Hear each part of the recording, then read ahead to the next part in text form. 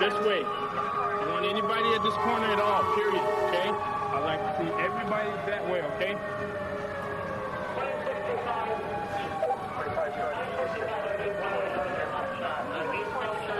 People understand? I want you that way, please. Very much. Thank you. Go home.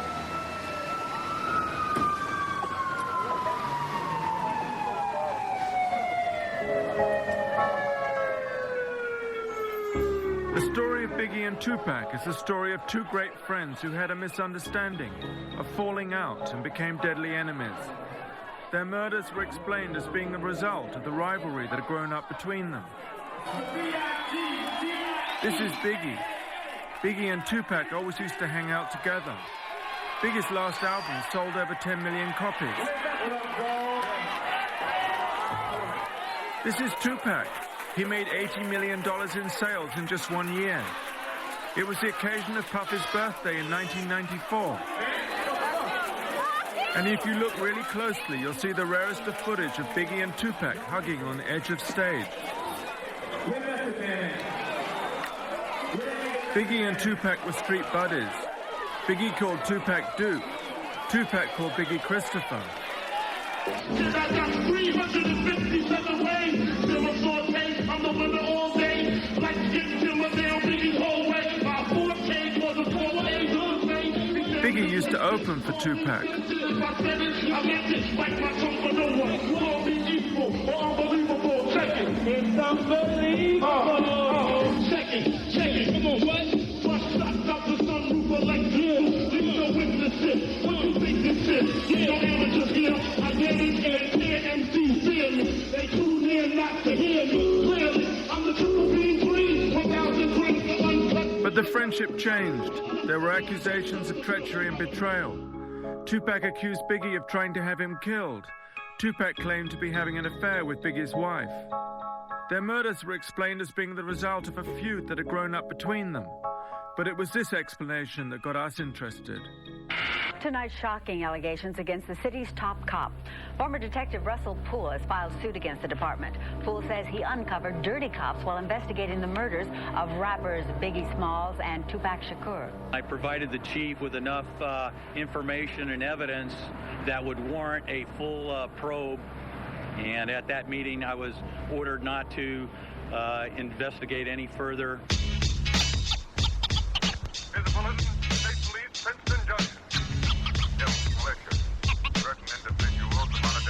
Los Angeles, California. We're driving to meet ex-detective Russell Poole at his lawyer's office. Ex-detective Poole resigned after 18 years on the force when he was prevented from investigating fellow police officers whom he believed to be involved in the murders of Biggie Smalls and Tupac Shakur. Russell Poole is currently suing the Los Angeles Police Department.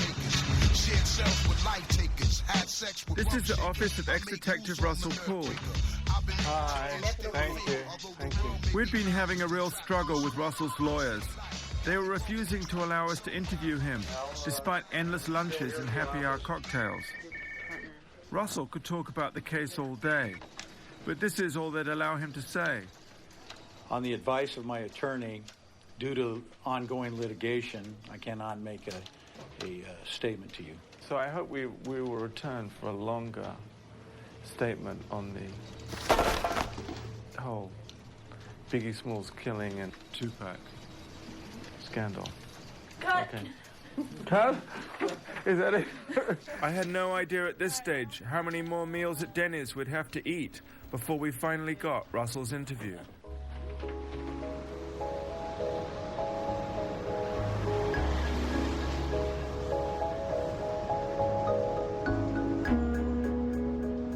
In the meantime, we went back to the East Coast where both Biggie and Tupac were born and grew up. We traveled to Baltimore. Tupac lived here for what he called his happiest and most settled years. Tupac's life was complicated. His mother an ex-Black Panther, no visible father, constantly moving from place to place.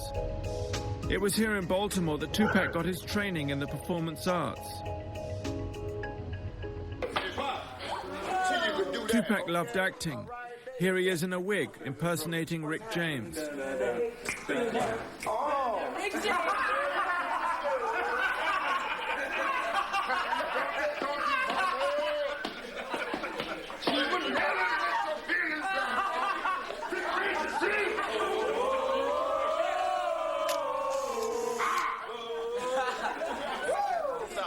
Whether I'm bald-headed or I got hair to my knees, I still rush any one of you tricks out there.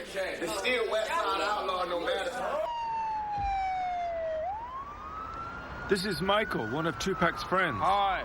We'd heard film crews weren't too popular, so we were a little nervous. How you doing, mate? Michelle, you remember? So this was Tupac's house here?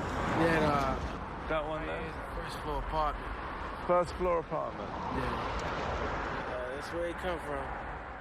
Michael was trying to sell us some of Tupac's earlier unheard music, probably now worth several $1 million. Here he is talking to Dana, who co-owned the music.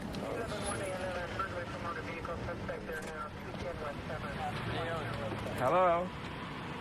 What's going on here?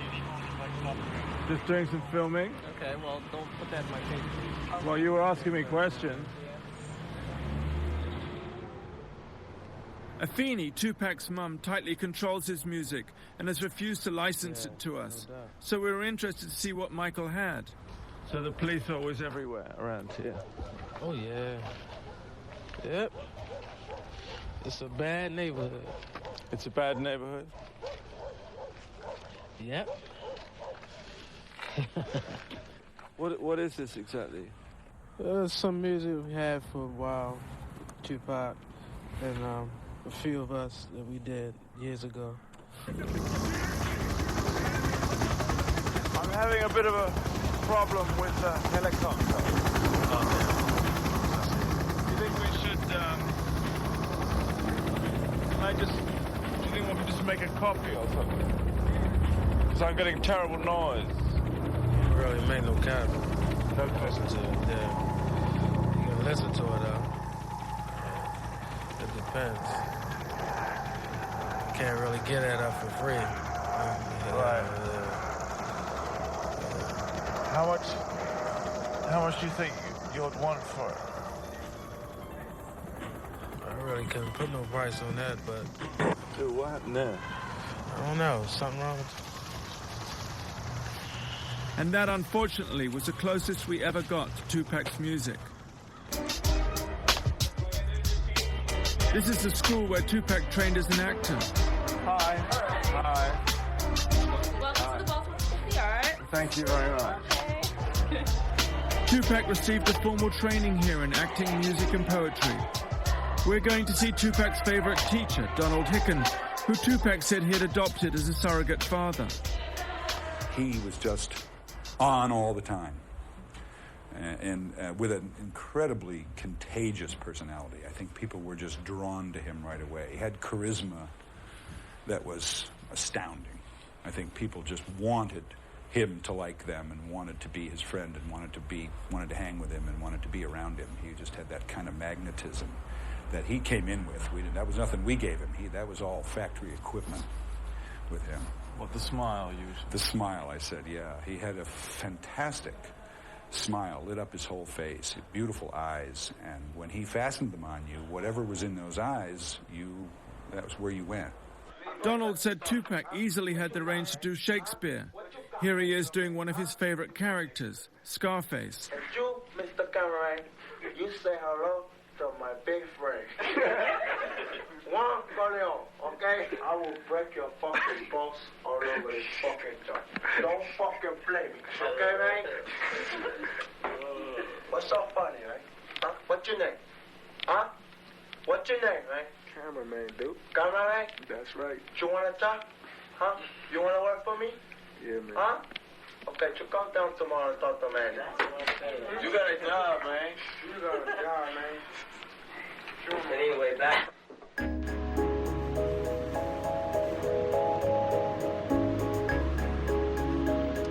For a long time, Tupac didn't know who his father was. He complained this made him feel unmanly. At first, Tupac's mum, Afeni, said she didn't know who his father was. Then she told him his father was dead.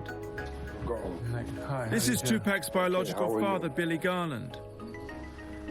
This is a picture of Billy and his wife, seen here with Tupac and his wife. I asked Billy when he'd lost touch with Tupac. 76, 77. How old was he then? He was about 6, 5. He was born in 71. And then he went off, what, to California? He went to Baltimore. He went to California. He moved around New York several times. And so... why did they move so often? Well, she was on crack. She was on drugs. She did drugs at the time. And one time he was living in shelters. So Pac really had a bad life. So how long was Afeni on crack? Oh, I don't know, for a long time, but to the point where Tupac had left the house, and he would tell me some stories that I don't really want to get into,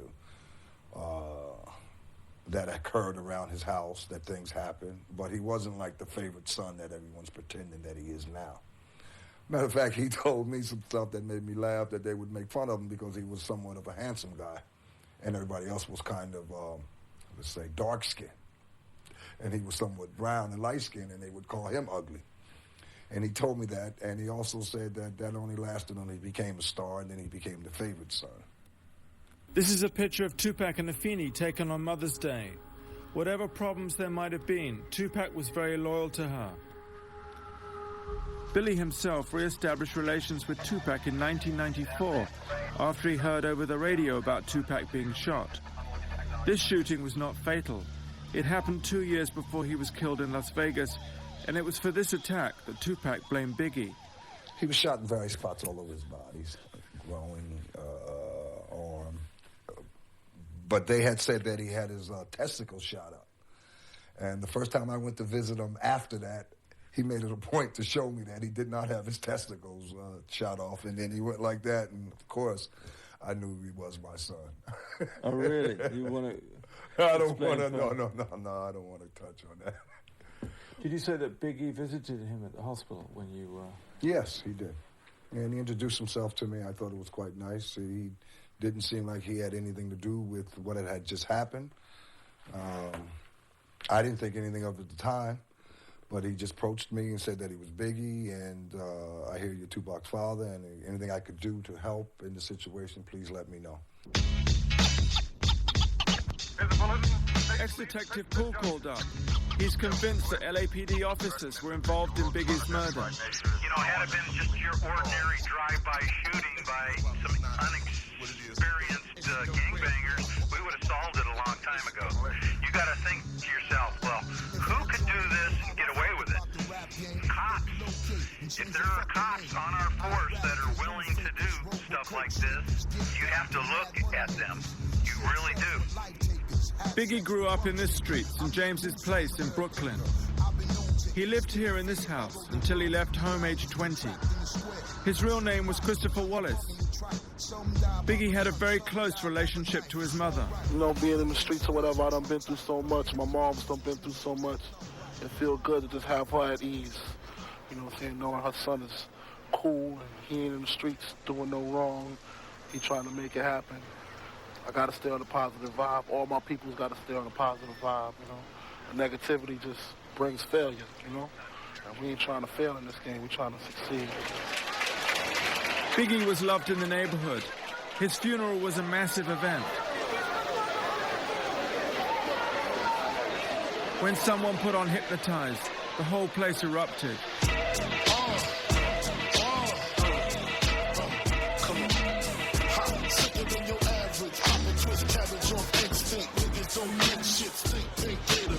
Detroit players, Tim's for my hooligans in Brooklyn. Dead right, if the head right, Biggie there every night. Papa been smooth since days of under rules. Never lose, never choose to. Bruise, cruise, who? Do something to us. Talk, go through us. Girls want to us, wanna do us. The question is, was there another darker side to Biggie? He had the reputation as a tough drug dealer. He used to operate from outside this barber's shop.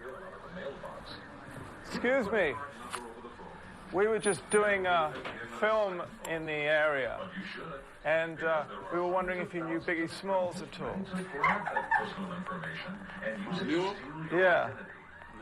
What about you? I knew him, but I don't want to be on TV. Thank you. Oh. He the bomb, though. He the bomb. Sorry? I said he the bomb, though. He the bomb. Well, he was the bomb. And it was just across the street from the barber shop at the Met Food Market that a younger Biggie had packed bags.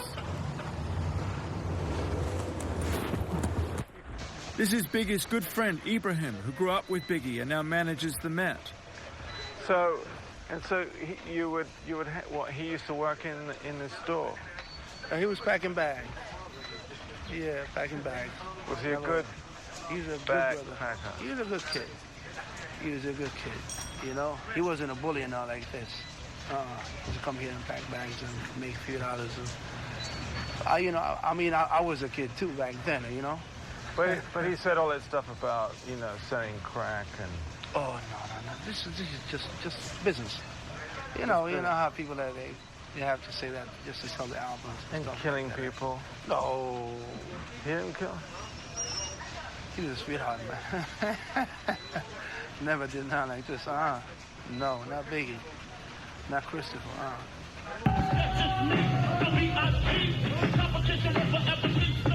And it was just round the corner that Biggie first started rapping.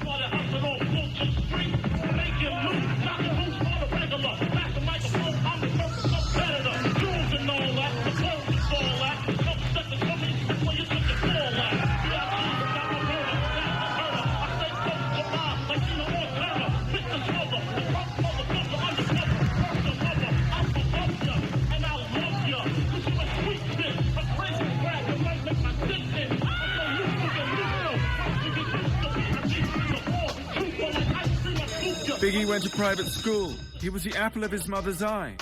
Biggie was the one on the street with all the Nintendo games. He was protected from the rougher side of the neighborhood, but became fascinated by it. Chico used to pay Biggie $0.25 a go to use his Atari. Later he became part of Junior Mafia. That's Chico at the back. Biggie's first album had just gone platinum. Have a seat, B.I.G. Let me do this presentation. Puff is on the microphone. Can everybody here make some noise for B.I.G. for bringing back to the East? Chico and Biggie were like brothers. See, to me, he used to, write rhymes, but to me, I always consider it as it was, a joking thing. It was funny because he never wrote a song. He always wrote a story about, well, okay, my next-door neighbor, my homeboy, I don't like him no more. He'll write something like that, like, yo, I took your sneakers and threw them in the garbage, and you ugly, you need a haircut. That's how he was. It was jokey. It was funny. So when he used to do it all the time, I used to be like, it's a joke. But to people that don't be around him, never knew that he can do it out of all his time, because he used to just be eating, what's up?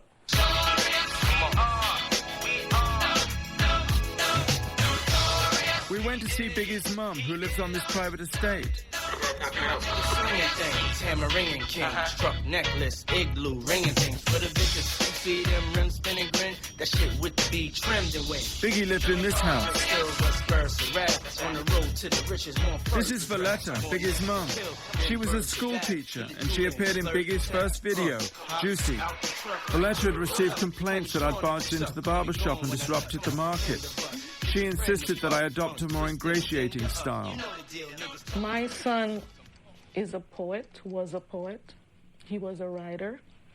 And my son, he would be the first to tell you, I write what I see, and I write and rap about what I hear.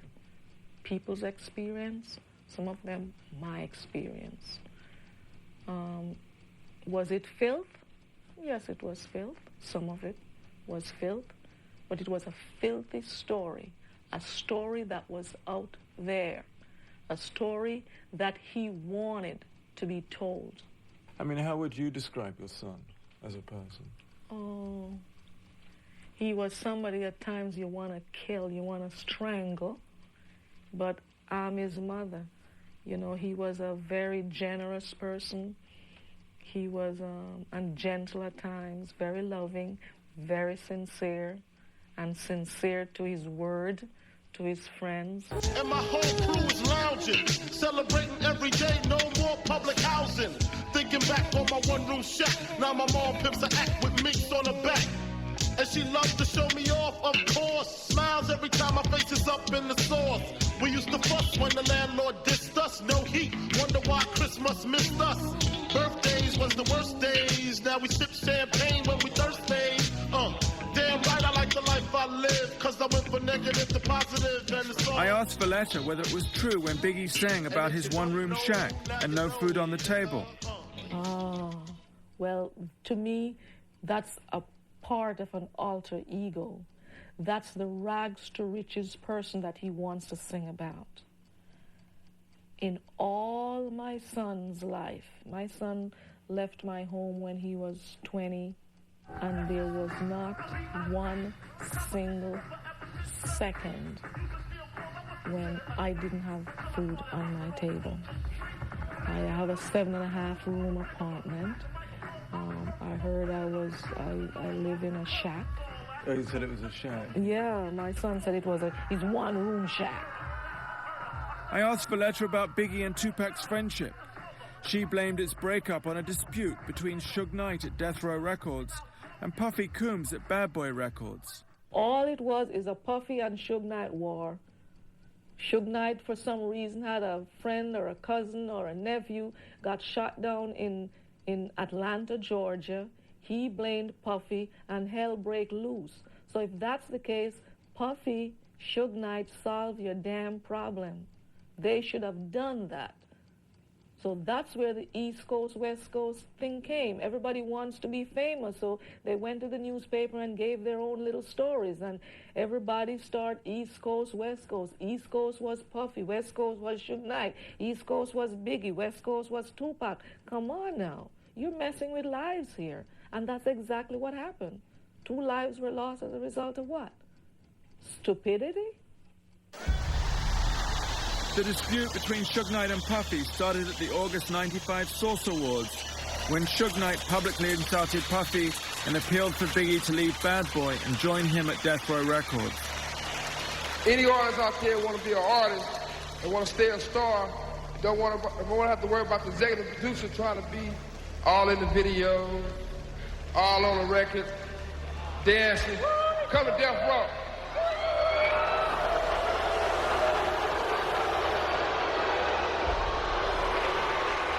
Biggie didn't accept the invitation. Straight up Brooklyn in the house, representing. It became East Coast versus West. Even Snoop Dogg got dragged into the dispute. The East Coast don't love Dr. Dre and Snoop Dogg. The East Coast ain't got no love for Dr. Dre and Snoop Dogg and Death Row. Y'all don't love us. Y'all don't love us. Well, let it be known then. We know y'all East Coast. We know we at East Coast.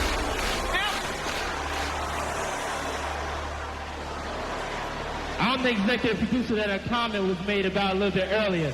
But check this out. Contrary to what other people may feel, I would like to say that I'm very proud of Dr. Dre, of Death Row, and Suge Knight for their accomplishments. You know what I'm saying? I'm a positive black man, and I make music to bring us together, not to separate us, and all this East and West that need to stop. The Tupac-Biggie dispute really got going after Tupac joined Suge Knight at Death Row Records. In a bizarre way, Tupac had found the father figure protector he'd always wanted. He called Suge Knight the Godfather, and together they would endlessly watch the movie The Untouchables. It was like they were all playing parts in a movie. They called Death Row the untouchable Death Row. Tupac called himself the Don. He loved playing the part of gangster.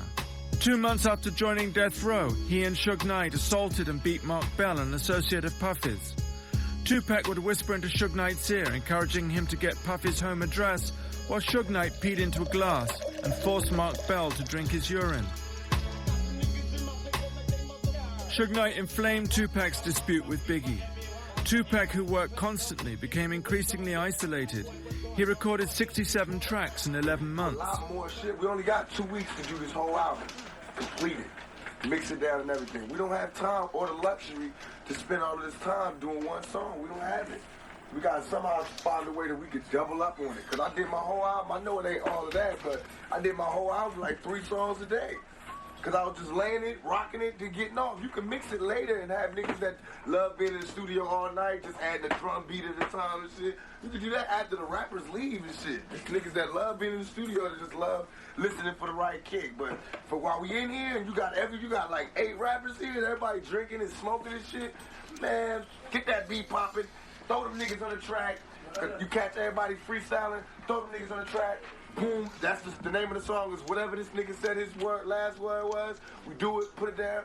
Then after we finish, we walk out, everybody be here and listen to it. Be like, this the hook, we go in there and lay the hook.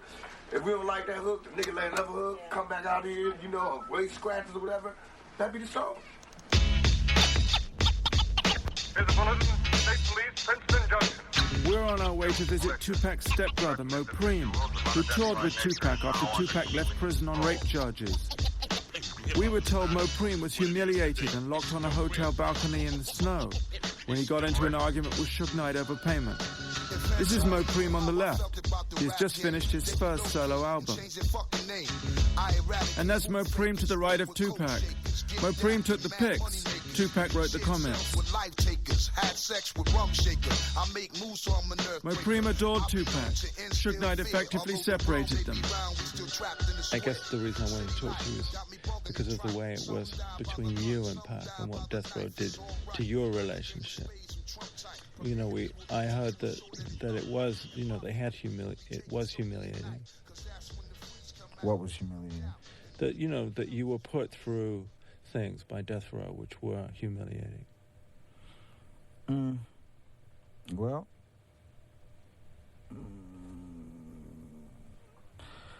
the only humiliating thing was being broke. Considering what Pac was going through, he had, on top of getting out of jail, there was new problems.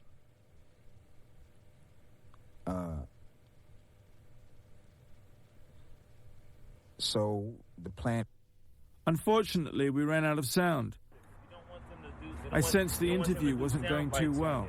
Ask you a question and then throw in a soundbite and have you say something to sound I'll sue the fuck out their ass. I'll go and break the bank on their ass. Like you just said, like I just told you, you dealt with Death Row. You know what I'm saying? I mean, with Pac, you didn't deal with Death Row. Sometimes you wasn't humiliated by Death Row. Made you annoyed. I'm sorry. Listen. I'm not here. Peace in the Middle East. Peace in the Middle East.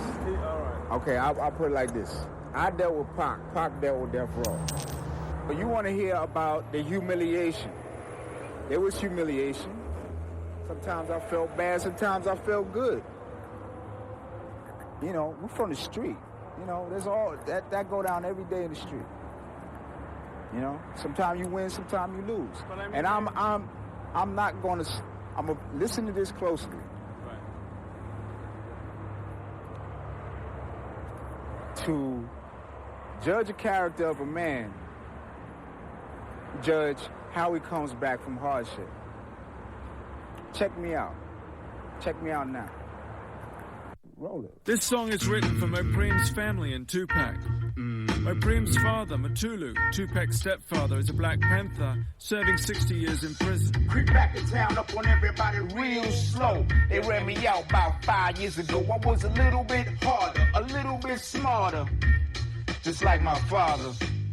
Auntie Asada, family of riders. Well known to Interpol, principal, don't spit is political. Most critical of go-getters, bang with us, slang with us, got you chopping up the game with us. Khomeini still raw on the outskirts of the law. Kicking in your door with the long fall. Motherfuckers ain't guilty, then what are you scared for? All that shit you said, that you thought that we would stand for, shit eyes and fled. Left my dog for dead, riches and name squandered, and now you niggas gonna pay for it. And y'all know it. And the greatest rapper that ever touched the mic, tatted on his belly the words of thug life. It's the return of the outlaw, hands in the air. For my people getting money and they just don't care. For the hustlers, drugs, honeys, thugs. Most cops ain't shit and they can suck my dick. It's the return of the outlaw, hands in the air. Everyone said there were two sides to Tupac, the wonderful side and the not so wonderful. Suge Knight's influence brought out the worst. Tupac now started to wage a war against Biggie. Pretty spit out fucked out. That's Mo Premium White trying to control Tupac. Tupac was losing control. That's my new style. Hey, have a good summer. Have a good summer, B.I.G. Tupac became obsessed with the idea that Biggie had tried to kill him. While I'm in jail, strangers is telling me, yo, you don't know? Biggie homeboy shot you. Because they bragging. They telling they in jail. Yo, we just got popped. Woo, woo, woo. And that's why what I'm doing, I know what I'm doing. I'm destroying them. I'm destroying them. Biggie remained cool. I was more in the mind frame of keep your mouth shut, Big. You know what I'm saying? Just don't feed into it. If you feed into it, it's going to do nothing but escalate. You know what I'm saying? I knew it wasn't true. Or at least what I knew I was getting blamed for wasn't true. I can't speak for nothing else. You know, I wasn't there. But I know what he was blaming me for wasn't true. So it don't make no sense me sitting there trying to make records or hit magazines and TVs screaming how it ain't true. You know what I'm saying? If it ain't true, I just got to egg it. Another theory about the Tupac-Biggie war is that the strangers Tupac referred to in jail, telling him Biggie's homeboys had shot him, were in fact working for the FBI, who had a policy to cause dissension within the hip-hop movement.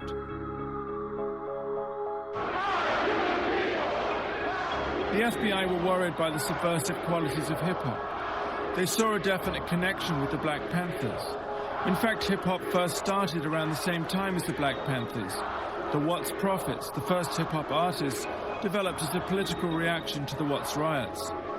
Tupac's mother, Afeni, seen here, was a Black Panther, and so were many friends and family members. Dan Quayle, the vice president, criticized Time Warner for releasing Tupac's records, as well as Ice-T's Cop Killer. I might just say one other thing that is in the category of family values, and that is this latest rap record, Cop Killer. Now here you have a responsible corporation, Time Warner, putting out and distributing a record and making money off a record that says it's okay to kill cops. I find that outrageous. The lyrics are outrageous.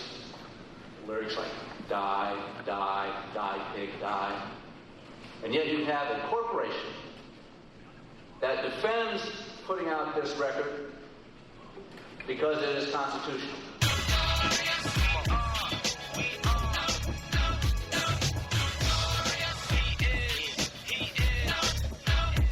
It looked like Biggie's and Tupac's friendship was used and destroyed by others.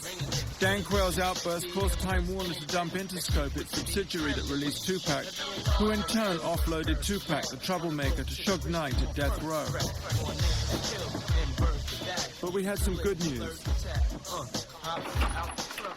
Ex-Detective Pool's lawyer, Leo, has finally agreed to let us interview him. This is Leo's office. Oh yeah, okay. I think you're expected. Oh, wait. You're a half hour early. I know, I just thought we could at least get ready in, because I know that he's in a bit of a rush. Actually, no, you can't, because I'm not ready. Oh, you're not ready? School's not here, and hopefully Leo will be here by 1. Okay, so, well, we'll just wait. Yeah, we're just on a tight schedule all right. today. That's all right.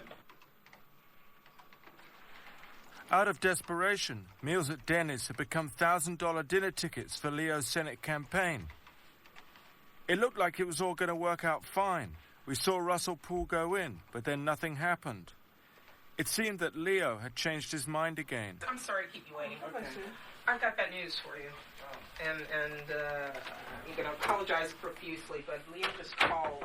I've been expecting him to be back by now. Could you please stop rolling, because this has nothing to do with the interview. Try to get the door. Never make mistakes, always come correct. Russell Poole agreed to meet us anyway. The case is the most important thing in Russell's life. Russell believes that the whole thing started because Suge Knight owed Tupac millions of dollars in royalties. Tupac was about to leave Death Row and audit them, and that was why he was murdered. Talk too much to get your spot blown. Now you're no longer just a face in the crowd. You're getting so much spend that niggas might as well bow and move it up with your hustle like you planned it. Breaking dough like the world's greatest bandit. Always got one eye open for the stick up gets posted. So much green chunks they can't understand. Well, there's Elvis. Russell now follows developments with a case on his computer. Is he one of your favorites? Yeah, I do like Elvis. Russell was an apple pie, all-American kind of cop. His father, an ex-Marine and ex-sheriff, was his hero and role model. Russell is one of those cops who says he bleeds blue. He's an old-school type of cop. So it's great we were able to do this finally. Yeah, well, don't tell Leo. Would you get that on? Leo'll be pissed. And do you think that there was a connection between the Tupac Shakur killing and the Biggie Smalls killing? Well, that's basically what it appears to be, a retaliation. Okay, and I think Suge Knight wanted it to look that way. Okay, but you know, had we been able to aggressively investigate and had the heart to connect the two and do a thorough investigation, I think we probably would have found out more information. And why didn't you? Well, you know, there's a lot of factors, but I think the fact that law enforcement officers were working for death row, and that was a scandal in itself, okay? The fact that law enforcement officers were working for gangsters, known felons, basically organized crime, because it was no secret that Death Row Records was involved in drug trafficking. Between 30 and 40 police officers, some of whom are seen here, worked off duty for death row. Suge Knight had a lot of power, even within the DA's office. Suge Knight, to me, was one of the most powerful gangsters around. He was well organized, he had a lot of power, and what gave him the power is he had dozens and dozens of police officers working in his organization, okay? He also had a DA that was working on his matters, a gentleman by the name of Larry Longo. Russell believes that Tupac's murder was organized by Suge Knight to look like a gang killing between the Crips and the Pyrus, also known as the Bloods. It was the night of the Tyson fight at the MGM in Las Vegas. Here he is being congratulated by Tupac and Suge Knight. Prior to the fight, Tupac was walking across the casino when one of Suge Knight's Pyru homies whispered into Tupac's ear that a Crip was standing nearby. This Crip, Orlando Anderson, was supposed to have stolen a death row medallion. Tupac, keen to impress, rushed over and punched Orlando Anderson, knocking him to the ground. Suge Knight joined in with the kicking. It was for this kicking, a parole violation, that Suge Knight would receive 9 years in prison. 2 hours later, Tupac would be mortally wounded fighting for his life. Russell thinks Suge Knight staged the whole casino incident. He thought he would be able to beat this casino probation thing. He really did. It just backfired on him. There's nothing he can do for his defense, because the whole reason for that setup in the casino was to provide a motive, you know, for Compton Crips to do the hit on Tupac, when in fact Suge Knight's people that he hired was going to do the hit. See, it's very smart. I mean, if you study any of these mafia flicks, I mean, it's just perfect.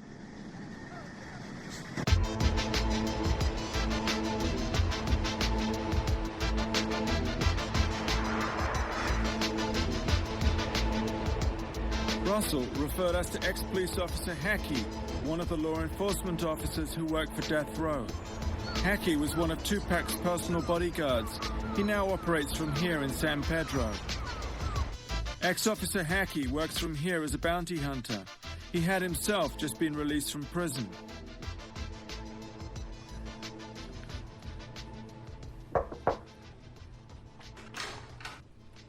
Hello. John, how you doing? Hackey was incarcerated for having a trunk full of AK-47s. So when did you actually get out?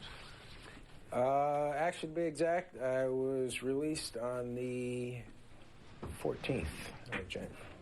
14th of January? Yeah. This is Hackey as a police officer in Plumper, Dunkin' Donut days. He was a Compton police officer for about 14 years. I asked him if being a police officer and working for a criminal organization wasn't a bit of a contradiction. I think primarily Death Row Records, in a sense, hired individual officers, I mean, who were, in a sense, officers who would,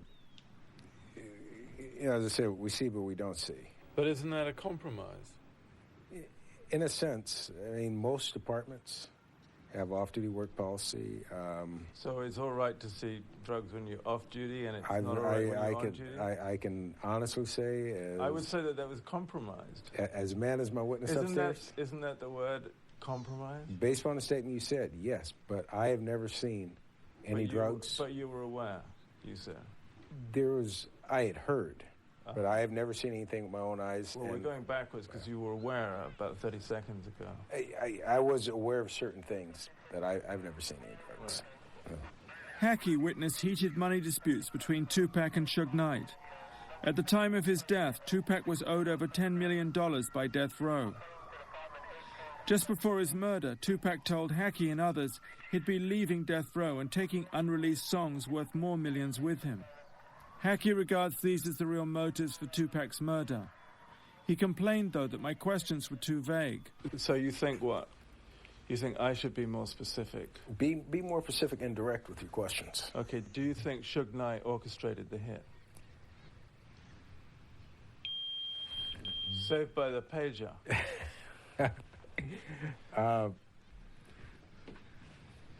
Based upon what I've been told within the industry and based upon what I knew for a fact that was going on, Tupac was leaving a record company, okay, because Tupac didn't need Suge Knight. He'd had several other offers. I would have to say, in a sense, that he had something to do with the orchestration of the shooting of Tupac.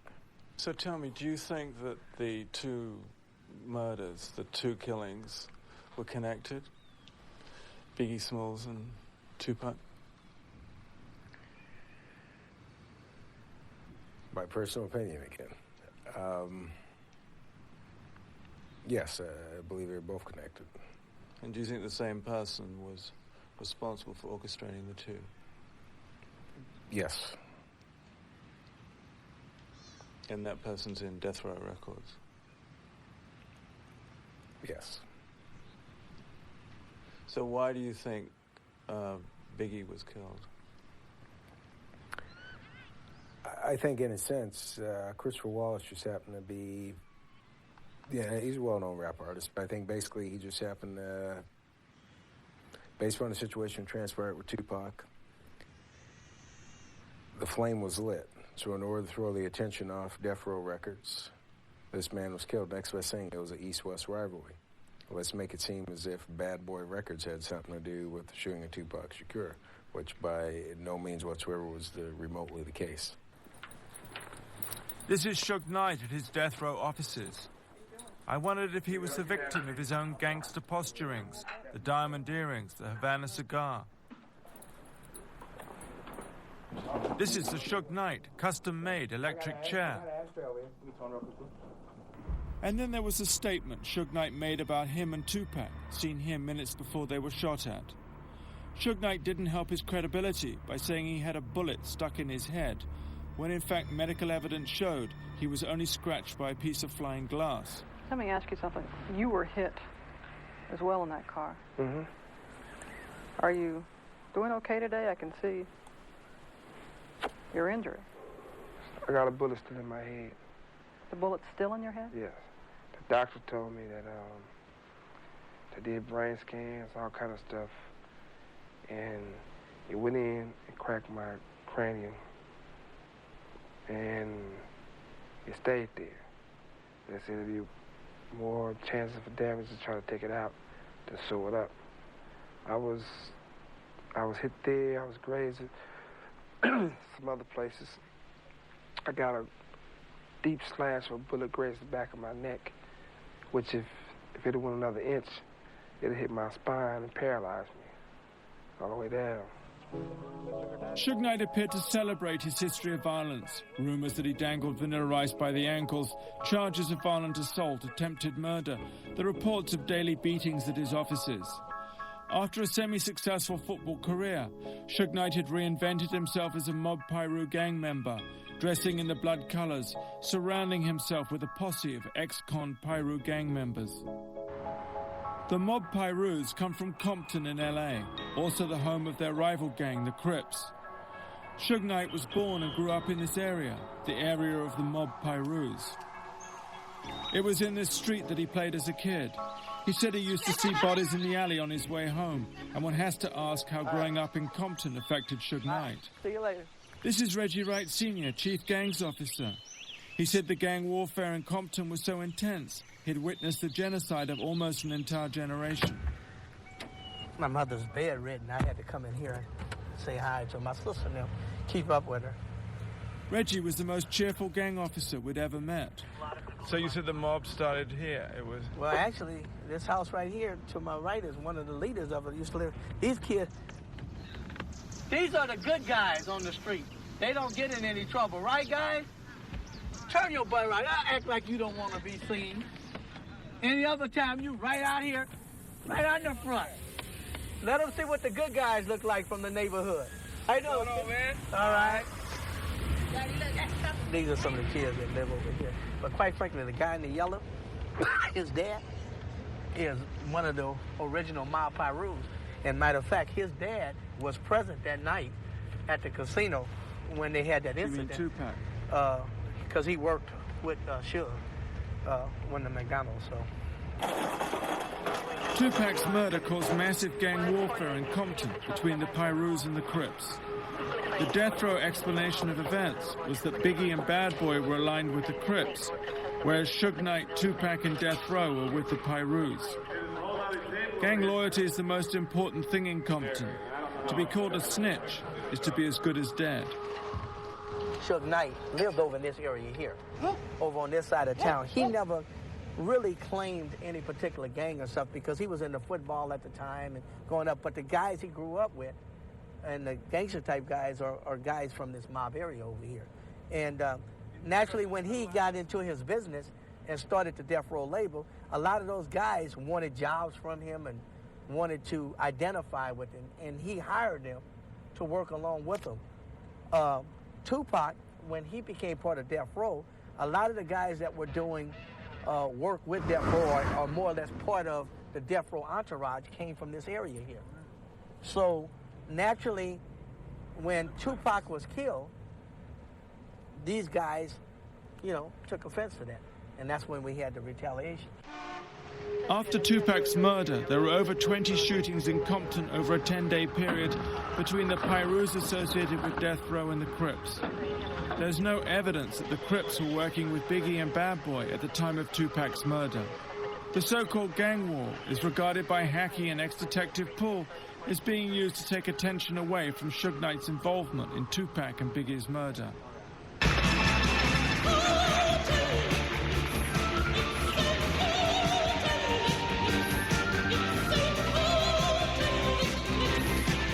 This is Tupac at the Milan fashion shows.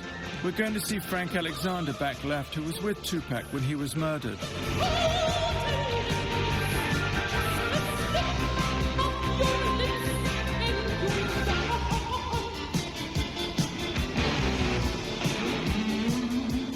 Frank Alexander appeared to be the fall guy. Despite the incident with the Crip at the MGM, Frank was the only bodyguard assigned to Tupac that night. He was unarmed and did not have a radio. When he refused to lie about the incident, Frank received death threats. Frank now lives on this horse ranch in Orange County. Oh. Good. Hi, how do you do? Good. Good to see you. Nick Broomfield. Oh, hi, Nick. Hi. So you, this is the UK crew, huh? Yeah. So you were Tupac's bodyguard? Yeah. Frank, a former Mr. Universe, terrified by the death threats, found spiritual peace when he became a born-again Christian. He also got several Rottweilers to back him up in case all else failed.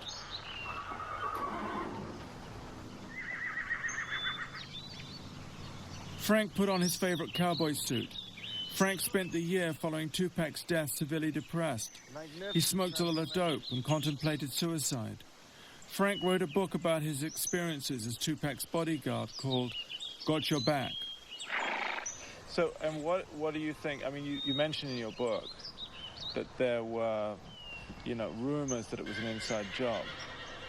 I never mentioned in my book that there was rumors of an inside job because I had been on vacation prior to going back that day to Las Vegas to work, and I think the exact phrase you used in your book was that there were rumors that Suge Knight had orchestrated the killing. I didn't even say that in my book. Okay, so this is an exact quote from your book. Okay. Okay. It says, word circulated that the shooting was orchestrated by Suge. Word circulated. I think it did not circulate from me saying anything. No, I said that was a quote from the book. Okay. Word circulated. That it had circulated, that Suge had something to do with it. That the shooting was orchestrated, the killing was orchestrated by Suge. Uh-huh. You're going to let the dogs on me? Yeah. No. Because I think in the book you also said that you were frightened that Suge wanted to kill you. It wasn't that Suge himself or had anyone say that he wanted to kill me. I was getting death threats. I got death threats indirectly through employees that were still at Right Way, people that I knew that were friends of mine. Other policemen, though? I never heard it from a police officer saying that I was going to be killed or anything like that. But I was told by LAPD and also by Las Vegas Metro to watch my back and to be careful, because possibly something could happen to me. No, I just wondered why you wrote that you were frightened of Suge and that Suge wanted to kill you. I didn't say that Suge wanted to kill me. Well, I could give you another quote. I'm gonna help you on that. A friend of mine called me and said, Suge wants you dead. I go, what? He goes, DR. I go, DR? He goes, yes, Death Row Records wants you dead, which I have on tape. I have it recorded. Frank and Tupac were close. Frank also gave us this video hit shot of Tupac with his niece Lamaika. Tupac called Frankie. Tell Frankie to call me. Frankie, you call me when she tells you to call me Frankie. Frankie goes to Hollywood. Hey, yo, Frankie. Frankie! Yo, Frankie! What are you calling this fool? What? Y'all call him Frankie? Nah, we gonna call him Frankie. Only our family call me Elamika. Too sexy for some sleeves. Too sexy for some long pants. Got your level? Rain down his head. My baby looks so Frankie. Rain down his head. The horrors of Tupac's murder are at best inconclusive, but there are inconsistencies that beg further questions. We know who's responsible for this. The problem we have with this case is we don't have anyone willing to come forward and testify to it. If you knew who killed Tupac, would you tell the police? Absolutely not. I mean, because, I don't. Why not? Because it's not my job. I don't get paid to solve homicides. I don't get paid to tell people. Other than the fictitious bullet in the head, further questions need to be asked about events the night of Tupac's murder. Why, for example, was Frank Alexander asked by Death Row to say that Orlando Anderson the Crip had snatched a chain from Tupac the night before the fight, when in fact that wasn't true? I was just asked concerning Orlando Anderson to say that Tupac and I had seen him earlier at the MGM when we were over there and Tupac was gambling, to say that he had snatched off a chain off of Tupac's neck. I was told to say that.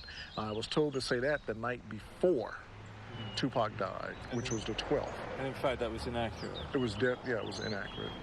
Valletta, Biggie's mum, said he was really upset by Tupac's death. I was more shocked than anything, you know what I'm saying? But I wasn't more shocked of him dying. I was more shocked of him. Pac is a strong dude, Joe. I know Duke, you know what I'm saying? Right. He real strong. So when they was like he got shot, I was just more like, again? You know what I'm saying? He always getting shot or shot at. He gonna pull through this one again, make a few records about it, and it's gonna be over, you know what I'm saying? But when he died, I was just like, whoa.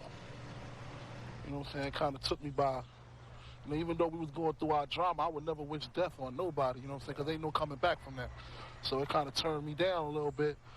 But at the same time, you know, you got to move on. You know, I felt for his moms, for his family or whatever, but, you know, things got to move on, you know? Here's a bulletin. State Police, Princeton Junction.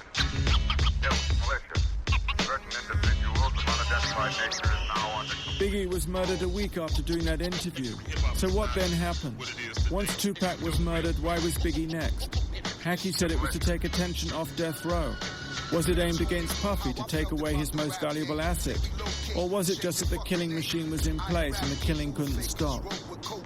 We went back to Orange County to see ex-detective Russell Poole. He did a lot of the groundwork on the Biggie murder. So, and tell me, was Kevin Hackey one of your main sources of information? Yes, he is. He was a main source of information, and his information was worthy of follow-up. And when I tried to follow up on that information, I was stopped and ordered not to go any further. This toilet bowl sketch was placed on Russell's desk when he insisted on investigating fellow LAPD officers. The piece of excrement marks his place as D1 detective. Russell was then removed from the case. It affected him very deeply. I almost took my life, but it was my kids that actually saved me, okay? And it hurt. I was betrayed by my own department because of the core values that the Los Angeles Police Department preached from day one. Honesty, integrity, okay? Tell the truth. Swear to tell the truth, nothing but the truth, so help you God. Do a good job, do a thorough investigation, work for the community. I believed in the oath of office. I believed in the protect and serving the people. I really did. But on the inside, behind closed doors, that it wasn't the case. When it came to cops being investigated, we weren't serving the public the way we should have served the public. Biggie was murdered on March the 9th, 97, 6 months after Tupac. He was leaving the Vibe party at the Peterson Motor Museum in Los Angeles. It was a well-orchestrated hit. You got to ask yourself one question. Why haven't these cases been solved? And one reason that they were well orchestrated, well planned out, radios being used, communication, and had to be experienced people doing this, which would lead you to believe that experienced police officers knew exactly what to do. Russell suspected police officer David Mack for orchestrating and organizing the hit, using scanners and radios that were later found in his house. Officer Rafael Perez, Officer Mack's former partner and best friend, who was convicted for the sale of drugs, racketeering, and falsifying evidence. Officer Kevin Gaines, who was having an affair with Suge Knight's wife Sharita, who was later killed by a fellow LAPD officer in a road rage incident. Russell also suspected Harry Billups, a.k.a. Ammar Mohammed, as a possible hitman. He's godfather to Officer Mack's kids. Officer Mack was later convicted for this bank robbery. You had a witness in Biggie's entourage who identified David Mack as being at the Peterson Museum. The car used in the case was a black SS Chevy Impala, and David Mack owned one of those. The fact that David Mack took family illness days off just prior to the Biggie Smalls case, which indicates there had to be some planning, and he couldn't be bothered with going to work. Officers Mac, Perez and Gaines were part of a bigger police scandal, the Rampart scandal, linking officers throughout the LAPD to various forms of corruption. To find out more, we went to interview Sonia Flores at her lawyer's office. She was Officer Rafael Perez's girlfriend, as well as the girlfriend of Officer David Mack. I wondered if they represent the new breed of police officer, whose values Hackey talked about. What cop doesn't want to be in the limelight? You know, everything is about, you know, authority, power, being in control. So, I mean, everybody wants to be around money. Everybody wants to be around, you know, women. It's the nature of the badge. Hackey also identified officers Mack and Perez as being present at private death row parties. You weren't driving a Jaguar or anything, This right? is Marshall Bitkauer, Sonia's lawyer. Mack and Perez were alleged to have had lots of money. I asked Sonia if she knew about their investments. No investments that I knew of. You just had a good time with him? I just had a great time with him. Did he ever ask you to experiment in a sexual way with women? Or more than 2 people or 3 people? Yeah, we did. But it wasn't. With other police officers? Or? Yeah, I had sex with other police officers, yeah. In front of him? Yeah. Just crazy sex. Talk about their orgies. He wants to know. You ask a question. No, I'm not going to ask you. You're not going to ask about the orgies. Okay, I'll ask about the orgies. You're thinking. So tell me about the sex with the other police officer. We would go to, you know, after going to a nightclub, getting drunk, getting high, we would go to the apartment and we would just have sex, you know. My friend with one of his partners and me with him, and then he would have sex. You know, have anybody ever filmed any of these sex orgies you told us about? No, I don't know. You don't know? I don't know. Did you ever hear rumors that they were filmed or taped? No. Never heard of that. I mean, Did anybody ever tell you they saw tapes or videos of these sex orgies with police officers? No.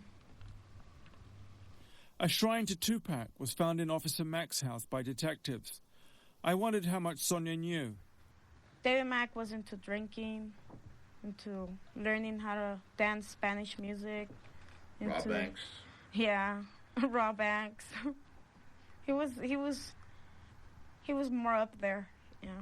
More up there? More up there. More up ambitious to money. He was more into making money. Did Perez talk to you about death row? No.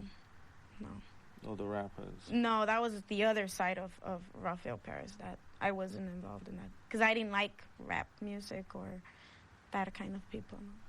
Did he quite like rap? Or? Yes, he did. A lot. He never talked about Suge Knight? No. Officer Mack was born and grew up in the same area of Compton as Suge Knight. He's also a self-confessed member of the mob Pyrus. Here he is wearing the colors of the Pyrus.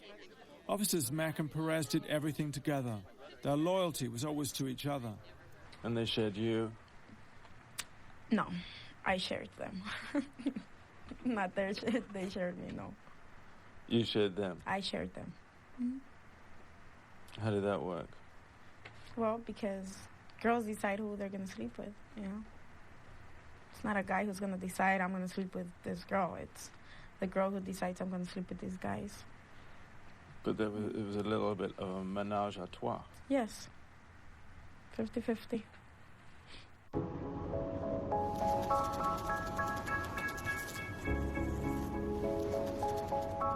Police officers Mack and Perez used to pick up girls at lap dancing bars. It was there that they also met someone called the bookkeeper, who is now himself in jail. It had been very hard to meet the bookkeeper. We were told that he'd been moved to another jail, that he suffered from Tourette syndrome, that he was manically depressed and didn't want to see anyone, and that he feared he'd be killed if he spoke to us. This is Ron Siebold, his lawyer.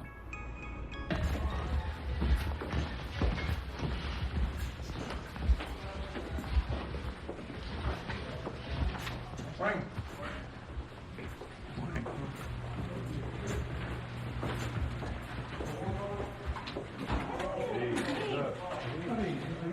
Mark in there? This is Mark Hyland, the bookkeeper. He's up for 37 counts of impersonating a lawyer. In February of '96, several LAPD officers, including Rafael Perez, Nito Durden, and David Mack, were at Fritz's in Bellflower, which is a gentleman's club, a topless bar. And at that meeting was also a gentleman, a rapper,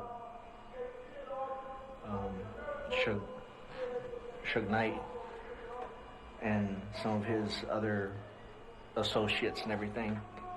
And there was, in a nutshell, there was a hit taken out on Notorious B.I.G. They were talking about planning on how to get the monies and the weapons together. One of the individuals, I do not recall who, said, "Why don't we just get them from evidence like you normally do?" And they all kind of laughed and chuckled and everything. At that point, my jaw about dropped, realizing that, yeah, there's a lot of booze going around here and a lot of drugs going around, but these guys seem very serious. I mean, they were serious. Subsequently, I got immunity on this, right? Federal immunity. Basically, I then I transported. Mark, you have federal immunity. This is what we talked about before these people came in. Right. You do not have district attorney. You do not have immunity from the state. Okay? Okay. But I transported monies interstate between Los Angeles and Phoenix to arrange the hit on Biggie Small. And how many times would you say that you met with Suge Knight? Just a few. A few. I never sat down, and I never really knew who he was. I mean, I just knew that he demanded a lot of respect from people. It wasn't until recently that I learned who he is and what he's done.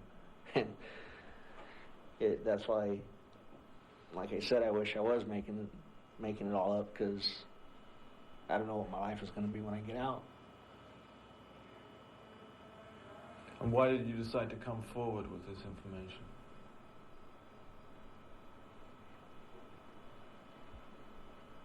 Guilt.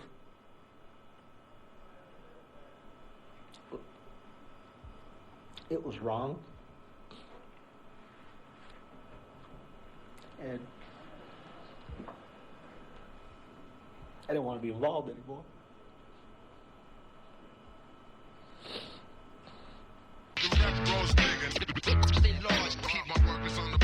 Try to get the door. Never make mistakes, always come correct. Stepped up to get you right. Hackey just informed us he was working as an undercover FBI agent a year before Tupac was killed. According to Hackey, FBI agents and ATN agents were in cars just behind Tupac on the night he was shot. Hackey claims he was betrayed by the FBI. He wasn't given the promotion he was promised, and they then let him languish in jail. Howdy. We'd caught Hackey on the hop. I said around 11. You guys doing okay? Yeah. Yourself?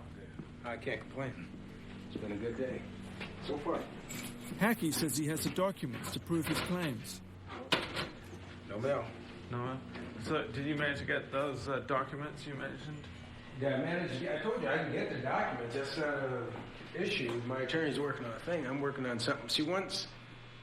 Are we on tape? No. We can wait. What's so amazing about these documents? Put you this way. Oops. I've already been offered $250,000. Okay. $250,000 for what? These documents. They're actual, Really? Yeah. From who? Come on now. What? Oh, you got that camera on me again. $250,000, that's a lot of money. I told you I made this for the money. I mean, excuse my French, I got bullshit. I got fuck off money. I ain't worried about that. Fuck I told off you money from who? I'm saying I got that kind of money. You understand what I'm saying? I got that kind of... I told you I'm not hurting for money. I'm not a millionaire, but I'm far from hurting for money. Remember, I told you that before. Good morning. Good morning.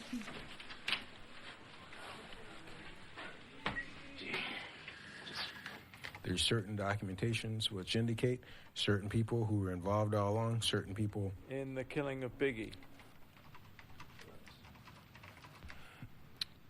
I would say that'd be a true statement, okay? And there's certain people within the DA's office who've known about these things all along. Now, whether or not someone's actually going to pinpoint that an actual ex-officer killed Biggie, I don't know if they'll ever be able to prove that.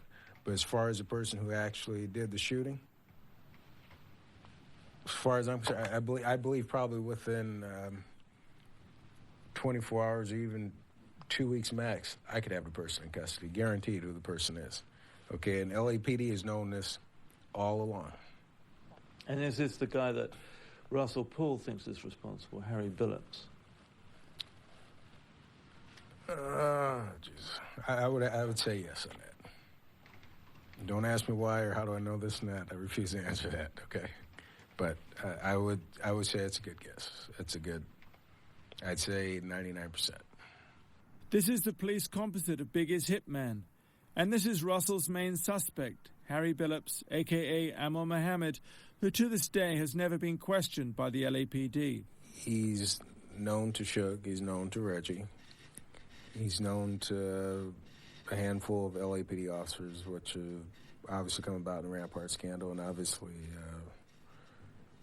the other individual, which is in federal prison now for the bank robbery. So, I mean, in a sense... Who's David Mack? Yeah. So, Perez's partner.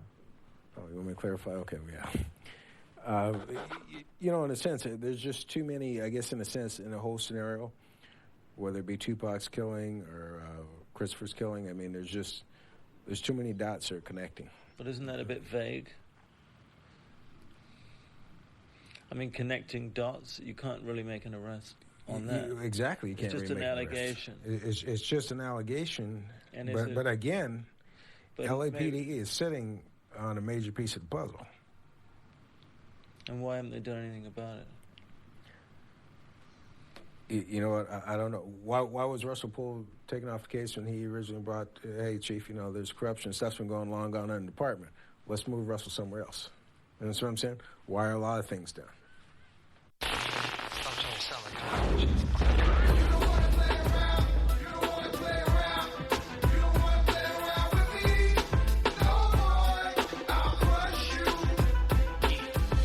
This is the video of Little C's, who was with Biggie when he was shot and who provided the police composite.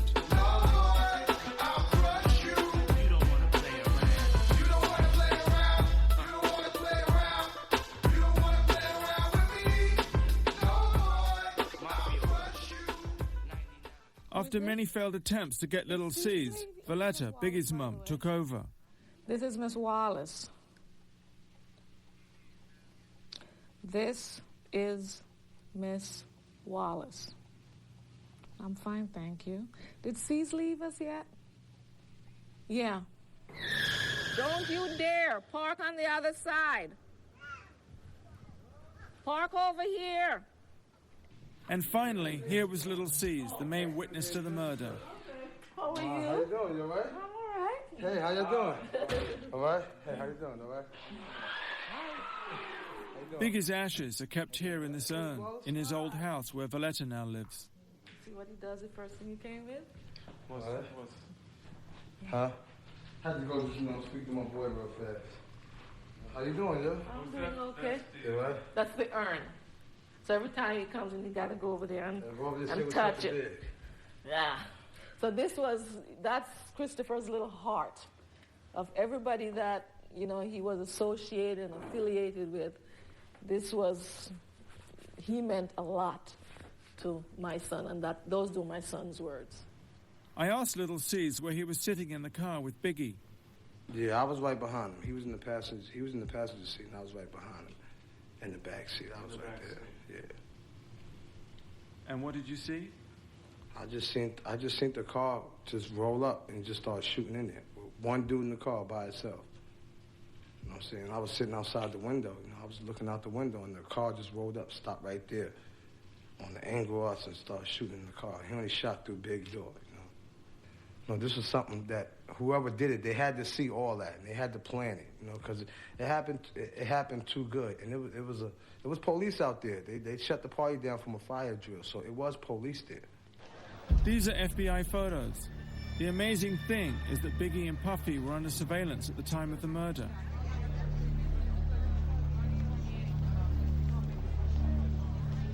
So did you see the FBI? Yeah, I saw them, and after the Biggie death, I had spoke to a couple of police, and I saw a couple of pictures that they had when they was watching us. They were showing me pictures of me, asking me who is that? And I'm telling them that's me. And they asked me, who is that? That's Biggie's best friend D-Rock. That's him. So they were showing you? So they were showing us pictures when they was followers and this and that. And they were showing old pictures that, that was in this house, that the police had in L.A. So, I was thinking, like, God damn, something real fishy is going on.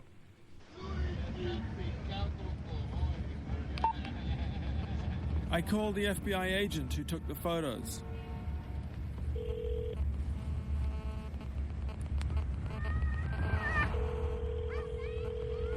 Hello? Oh, hello. Is that Detective? It would be, yes.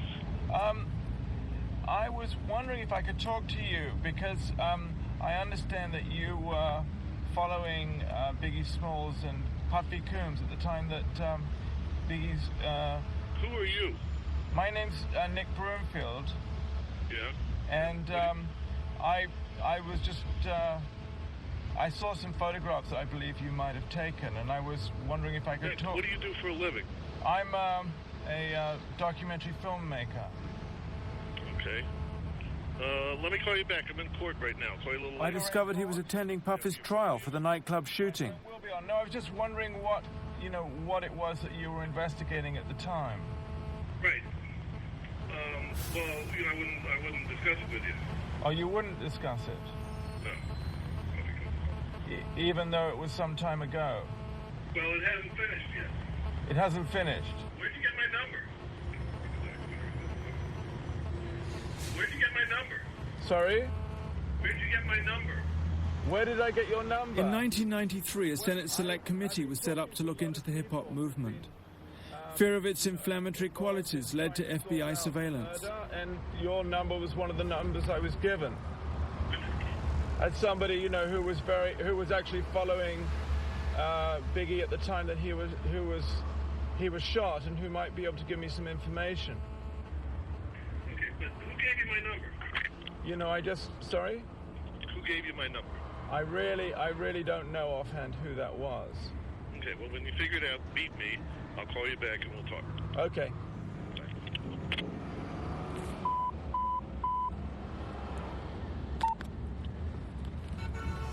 We went back to tell Valletta about the conversation. My son was just a little upcoming rapper in California for an award. FBI was following him. Were they following him here in New York City, up there in California, everywhere he was going? Why? I would like to know why. Miss Wallace would like to know why. If FBI was following my son, where were they that night my son was shot? And why is it, if they weren't there, why is it that moment, that night, they were taken off? Those are questions that needed to be looked into. Those are investigations that need to be looked into. Biggie was unaware of what was going on. This was Biggie a couple of days before he was shot. How did it get to that day where you got to watch your back and have bodyguards? I mean, it's not just with rappers, you know what I'm saying? People going to attack anybody that's a large figure, you know what I'm saying? They did it to Jordan, they did it to Tyson, they did it to Bill Cosby, you know what I'm saying? Right. They're going to attack you if you're on top, you know what I'm saying? It's just your job to bob and weave, you know what I'm saying?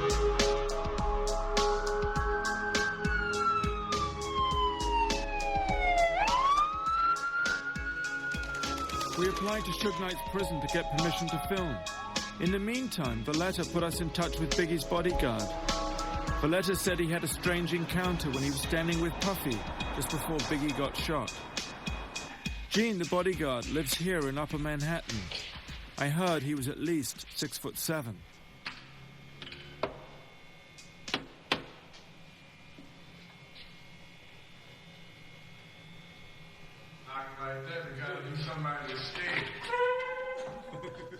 You was knocking like you was scared, man. Scared? Yeah. No, I'm not that. All right. How do you do? I'm good.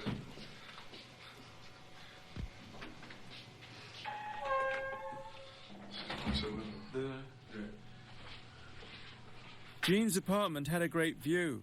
I asked him why his blinds were normally down and not open. Black people don't do that. They go on the clear. I don't want you to see. I want you running out the door with your television. Yo, they got a TV and it's color. They don't want that type of shit. The blinds is a white person's thing. No, I didn't say that.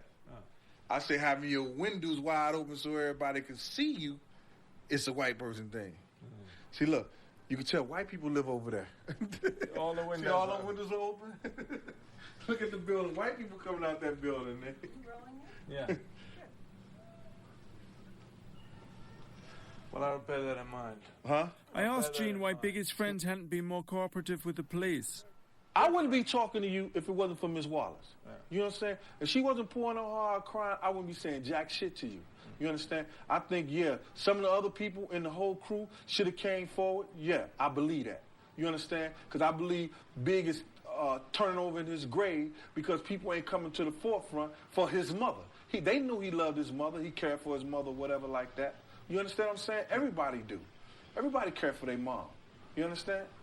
And I just believe that maybe some people should have came forward, and then maybe people just want to just say, listen here, I'm going to leave this shit alone.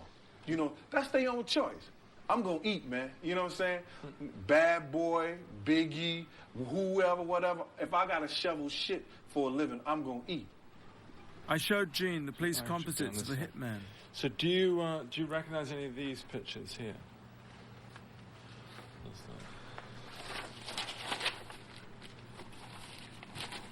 This is the individual that one. This one right here. That one. Yeah.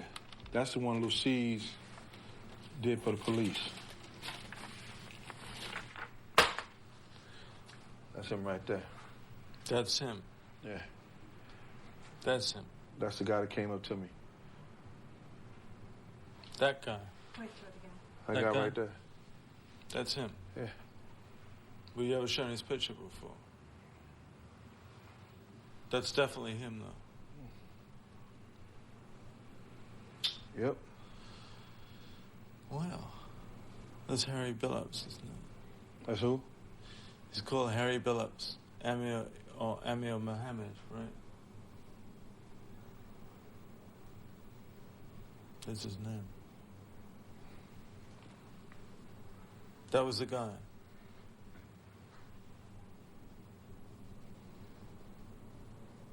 You can really remember a face that well. Wow.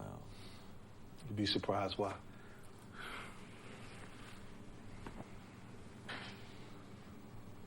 I can remember a face. You can? Yeah. Yeah. I believe you, actually. Mm-hmm. I had him to the T before P called me that morning. He said, a guy in the Nation of Islam shot Big. And I said, yo, dog, he had the blue suit, blue bow tie, white shirt, peanut head, receding hairline, brown skin. He was like, yeah, dog, how you know?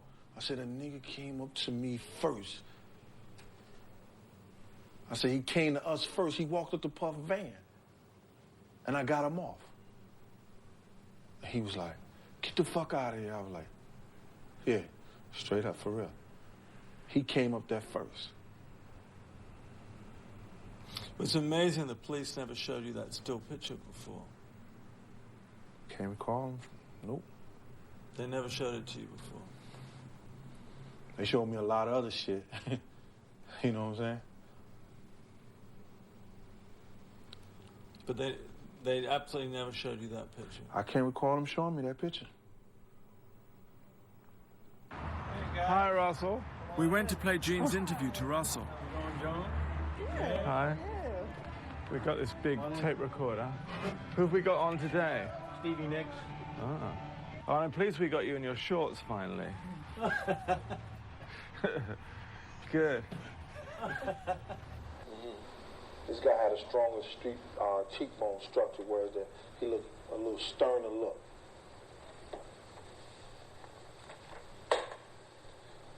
That's him right there. And he still works for the probation. That's him looking at the lineup. That's the guy that came up to me. That guy. That guy right there. Okay, so we got a witness saying David Mack was there, and now we got a witness saying Harry Billups was there. Definitely him, though. Amir Muhammad, a.k.a. Amir Muhammad. Yep. It's amazing. What do you make of that? I think it's a breakthrough in the case. I think this is another example of how incomplete the investigation is and how they have tried everything or done everything to avoid the truth in the matter. And I still, in my heart, believe that these types of clues and these types of statements made by witnesses need to be thoroughly followed up on.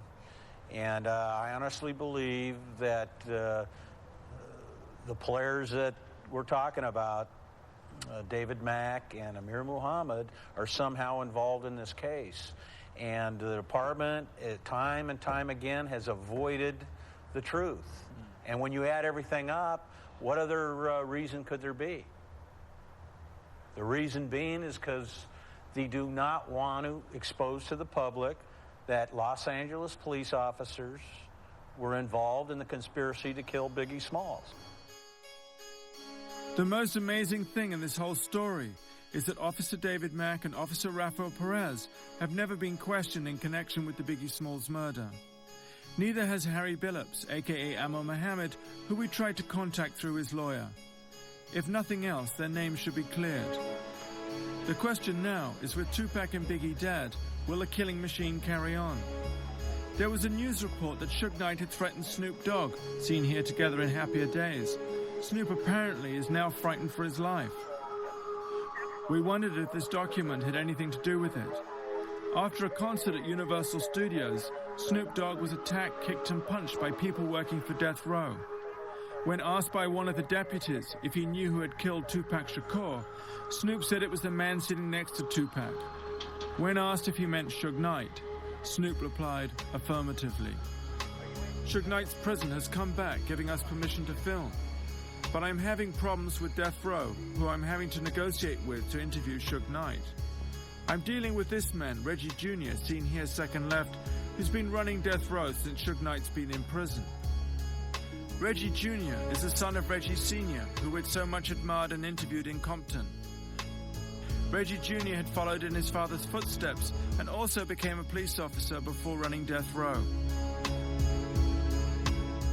I remembered what Hackey had said about Reggie Jr. They'd served as Compton police officers together. If Reggie and I ever met one-on-one, I think it would probably be who's going to draw first. The other unfortunate thing was that Reggie didn't seem to be a great fan of my films. Because I don't want none of this Heidi Feist bullshit tape that you did, where you go and the whole thing was to show how you were so slick to get to Heidi, and everybody around Heidi was bumbling fools. And if you don't say that's how your documentary went on Heidi Feist, then you're not an honest man. And well, I hope that this will be. I don't want that to be. I hope this will be a much better film than the Heidi Fleiss film. I hope so as well. Oh, you thought it was really bad? I did say that. My whole point is, don't use us to get that type of work done. No, I mean, you just be straight with us, and we'll tell you what we can and can't do. A lot of things we don't mind speaking. We don't like speaking on the Tupac thing because that's an unfortunate thing that happened. We know. Unfortunately, Reggie was insisting that a death row representative attend the interview. I mean, I would gladly take him in there, and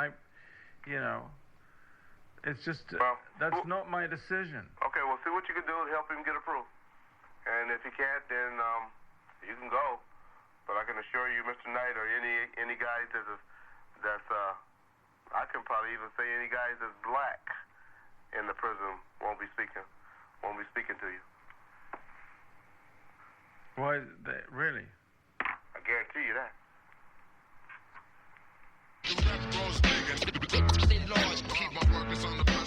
Try to get the door. Never make mistakes, always come correct. Unhappily, we never did reach agreement with Reggie. But as we still had the prison's permission to film, we decided to go anyway, even though Suge Knight had refused. The camera person dropped out for self-preservation, but the rest of us had overseas passports, so we went anyway. Now you're no longer just a face in the crowd. This is Mule Creek State Prison, a maximum security facility in Northern California where Suge Knight has served the majority of his sentence.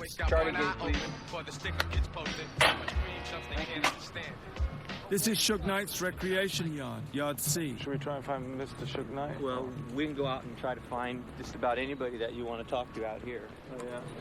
The immediate problem we had was in actually finding Suge Knight, as we hadn't arranged an interview. It's a nice day. I did!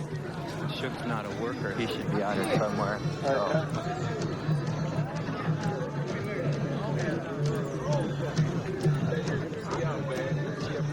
Come to the side, Mark. What we could do. The cameraman, who I'd never worked with before, had the abdabs. Okay. We talk to them and find out. One more of that side. We can go up to those guys with the guitars if you want and talk to them.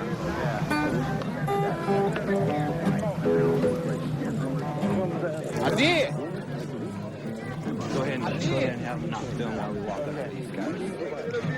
Like several ones like this. Reggie had said no one would talk to us, but we just had to try. What's your name? My name is Jimmy. Hi, how do you do? Nice to meet you.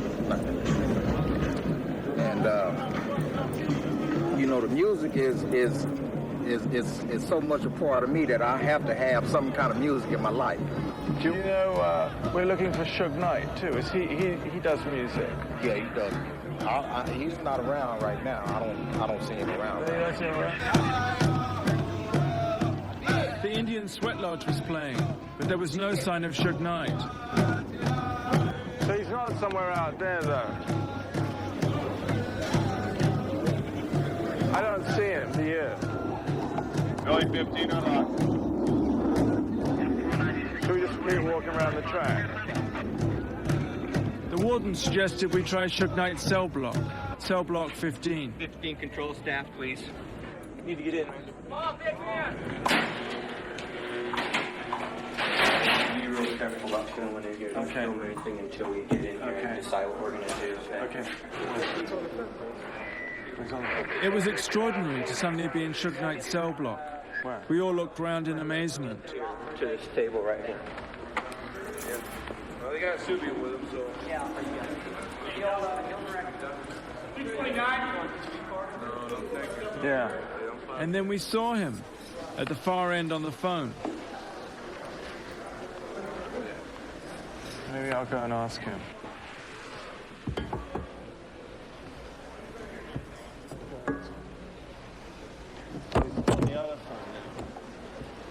I'll ask him.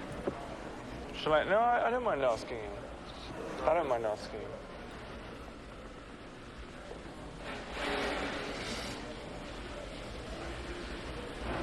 I'll just put this down and ask him. What do you think? Wait till he gets off. I'll go ask him. All right. I guess he's hurt his leg. Yeah, that's on his foot. What?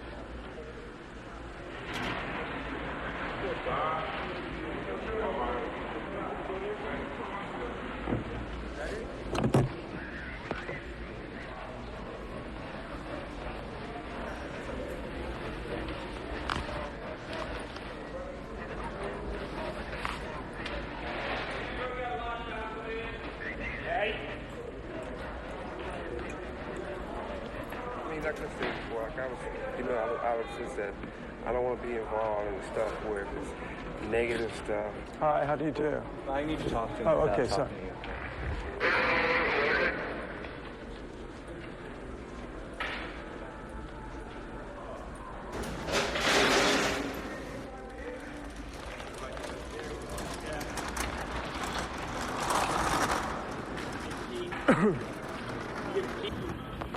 You running?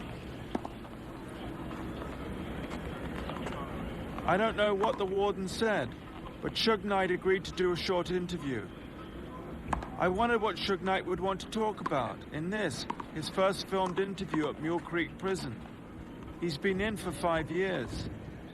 I heard he was on the warpath for Snoop Dogg. Hi.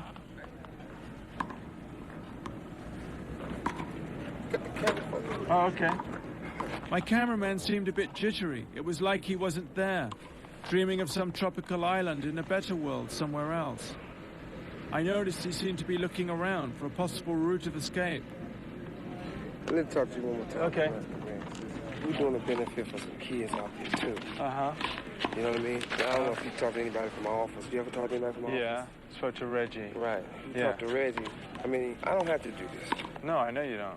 But I do this because, you know, we're doing a piece positive for the kids. Okay. So I don't want there's no slander and funny stuff. It's what you want to ask me before we get on that? Well, I said, I gathered that you didn't really want to talk very much about Tupac.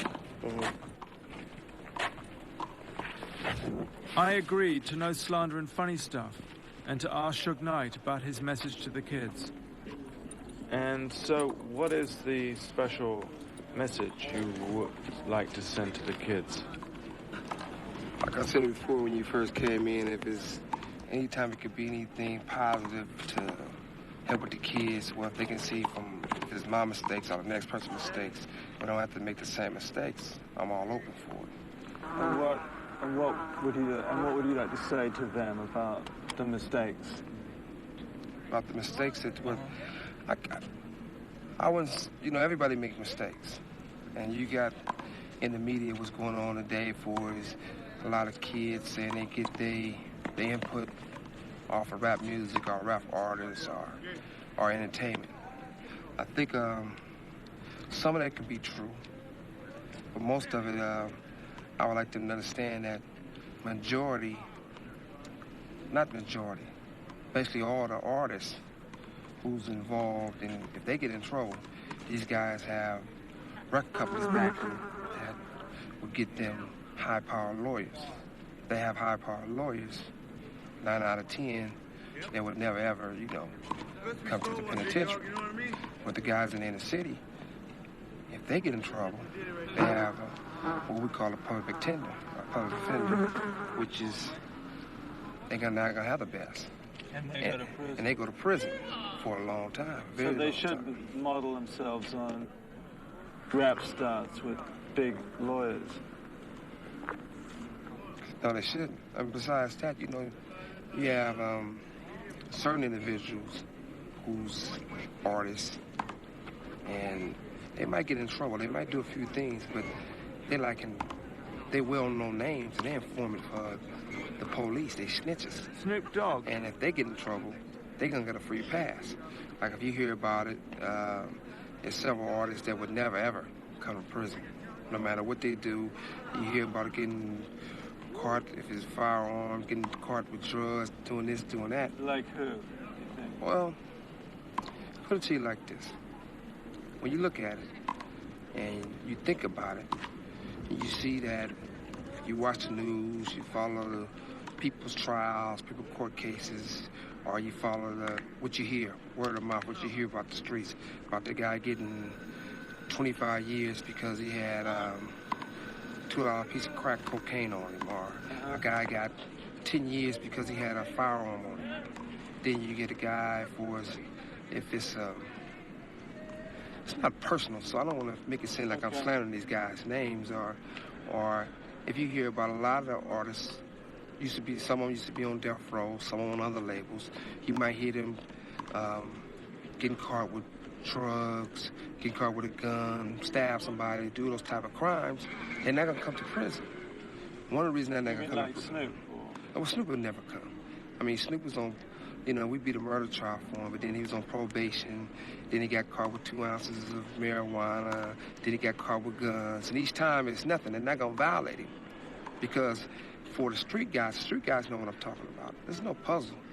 I mean, if you get a guy that constantly getting in trouble and never going to come to prison, that's because he's an informant. He's a rat, a snitch, you know. And they're more important to the police on the streets than in here because they let them know what's going on. They might save their soul by telling them 3 or 4 or 5 other guys. You know, I'm from Compton, and a rat is the lowest you can go. A rat will do anything. But you don't think Snoop was a rat? I mean, I don't want to make I don't need to put nobody out there. Okay. If I do, that's like a form of telling. But for the street guys out there, they know. They know this guy never come to prison. They know the only way to stay out of prison is one way. And you look at it, I got 9 years. The judge said he watched the tape 25 times. He couldn't tell if I kicked or just broke it up. The victim said I didn't do nothing, but I still got 9 years. I know I was going to have to pay a debt to society before it's coming to prison because if you come from the inner city, you come from the ghetto, and you active off that block, you'll come to prison sooner or later. If you don't come to prison, there's only a few things, you know, you got to be working with the police. Suge Knight is leaving prison in 1 month's time. He denies any involvement in the murders. Snoop Dogg is terrified, though. He has trebled his security guards. Kevin Hackey has applied for a special concealed weapons license, citing Suge Knight as the reason. And we were literally chased out of town by calls from Death Row and Afeni, Tupac's mum's lawyers, objecting to interviews we'd done. Suge Knight and Afeni now work together and plan to release some of Tupac's unpublished material. Just by chance, we logged onto the Death Row website, expecting to find a message to the kids. Instead, it was for Snoop Dogg from Suge Knight.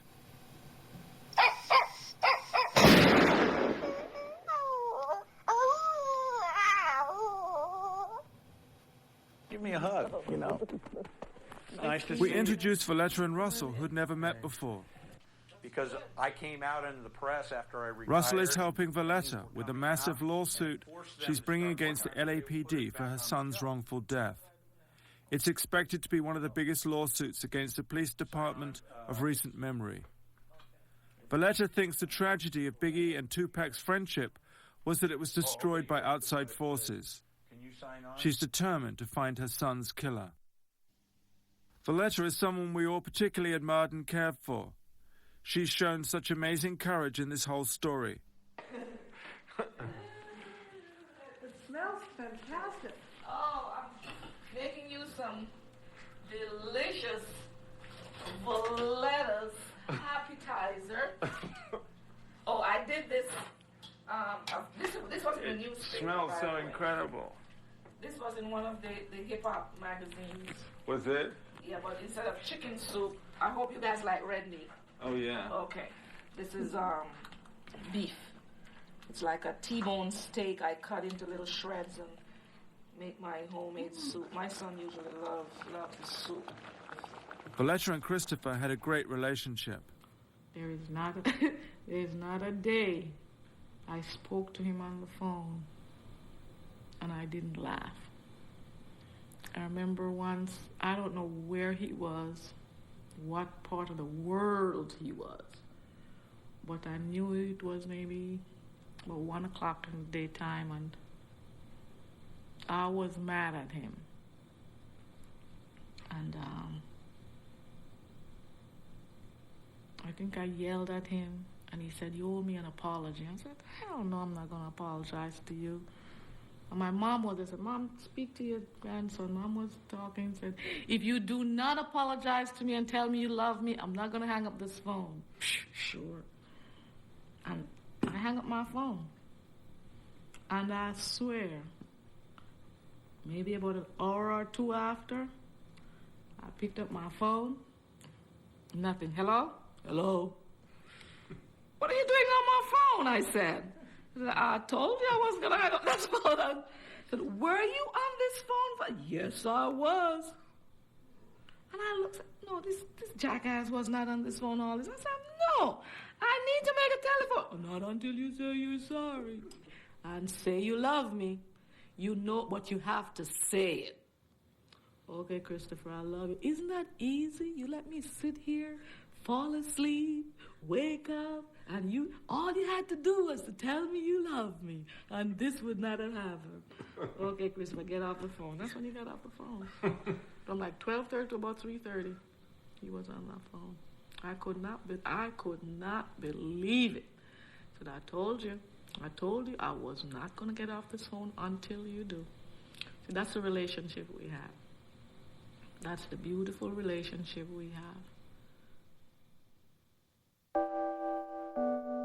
Going out to all the young niggas that died in struggle. Hold up. Shit is real in the field, you know? Sparking blunts for all you niggas. Word up.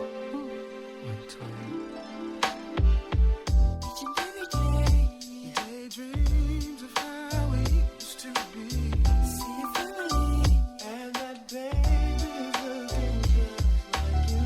But you're gone away. I've been missing you lately. Tell me what you're going through. I remember selling 3 bricks of straight flour. Got my man a beat down to the 3rd power. He didn't care, spent the money in a half hour. Got some fish scale, rained on competition like a shower. Got the coke cooked up, a crackhead Kevin. In 88, when Kane ruled with half-stepping. At 38, a lot of mouth was our only weapon. We was kings till the D's crept in, and now I'm missing them.